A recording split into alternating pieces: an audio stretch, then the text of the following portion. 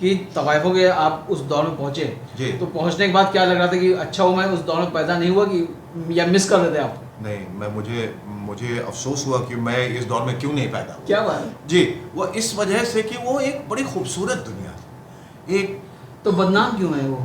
देखिए, बदनाम तो साहिर साहब ने क्या कहा कि जला दो इसे, फूंक डालो ये दुनिया, मेरे सामने से हटा लो ये दुनिया, तुम्हारी है तुम ही संभालो ये दुनिया अगर मिल भी जाए तो क्या है। ये दुनिया जालिम दुनिया है, इसने लोगों को बदनाम कर रखा है। कोई भी पेशा ख़राब नहीं होता, और जो तवाइफे भी हैं वो कोई अपने वजह से या अपने चाहते हुए तो वो वेश्या नहीं बनना चाहते।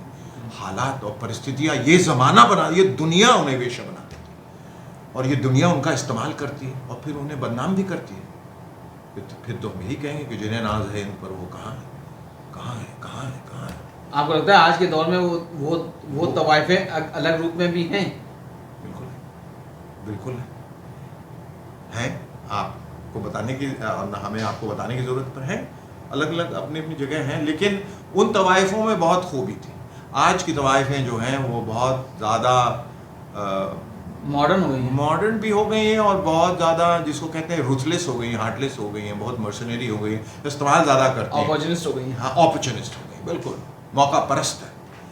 आज की जो तवाइफें हैं वो मौका परस्त हैं, सब नहीं पर ज़्यादातर, क्योंकि ये ज़माना ही ऐसा है, ये दौर अब ख़त्म हो गया, इंसानियत ख़त्म हो गई। तब तवाइफों में भी इंसानियत है, नवाबों में भी, सब एक दौर पढ़ा लिखा नवाब जो है हीरा मंडी कुछ सीखने जाया करते थे, अदब, अदायगी, शाइस्तगी, नशिस्त व बर्खास्त, जिसको सवो अफेयर कहते हैं, एटिकेट्स, मैनर्स, पढ़ाई लिखाई, गवाही, आर्ट ऑफ लव मेकिंग, शेर व शायरी, सारा कुछ तो वहाँ सीखते थे, एक फिनिशिंग स्कूल की तरह था।